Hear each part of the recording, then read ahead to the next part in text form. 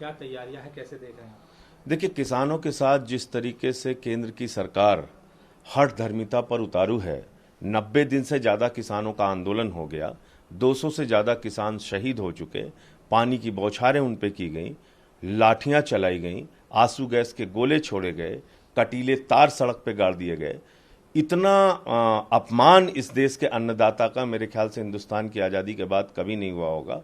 और आज केंद्र की तानाशाह सरकार के खिलाफ मेरठ की क्रांति भूमि से अरविंद केजरीवाल जी एक बड़े आंदोलन का शंखनाद करेंगे और इसी के लिए ये किसान महापंचायत आयोजित की गई है, जिसमें पश्चिमी उत्तर प्रदेश के और आसपास के जिलों के भारी संख्या में किसान शामिल होंगे। सर, आम आदमी पार्टी किसान आंदोलन में अपनी राजनीतिक जमीन तलाश रही है उत्तर प्रदेश में इस देखिए, पहले दिन से हम लोग इस बिल के खिलाफ हैं। जब पार्लियामेंट में आया था उस वक्त भी मैंने बिल फाड़ा था, माइक तोड़ा था।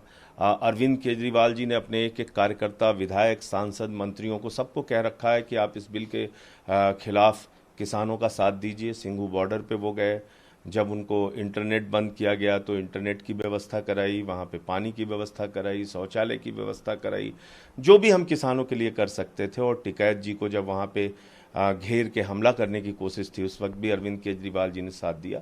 तो जो हमसे बन सकता था वो हमने किया और आगे भी हम अंतिम दम तक किसानों का साथ देंगे। और ये काला कानून जो हिंदुस्तान के किसानों के डेथ वारंट पे साइन किया गया है मोदी सरकार के द्वारा, उसको वापस कराकर ही दम लेंगे। सर, बीजेपी आरपी हो या कांग्रेस है, आरएलडी, ये किसानों के कंधे पर रखकर बंदूक चला रहे हैं।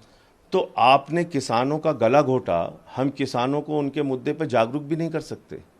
आपने किसानों के गन्ने का 4 सालों में एक दाम नहीं बढ़ाया, 1 रुपए भी दाम नहीं बढ़ाया। 18,000 करोड़ रुपए गन्ना किसानों का बकाया है। बिजली का बिल आपने 3 गुना कर दिया। हम किसानों की बात भी नहीं कर सकते। आप तो रोज मन की बात करते हैं, हम किसान की बात नहीं कर सकते हैं।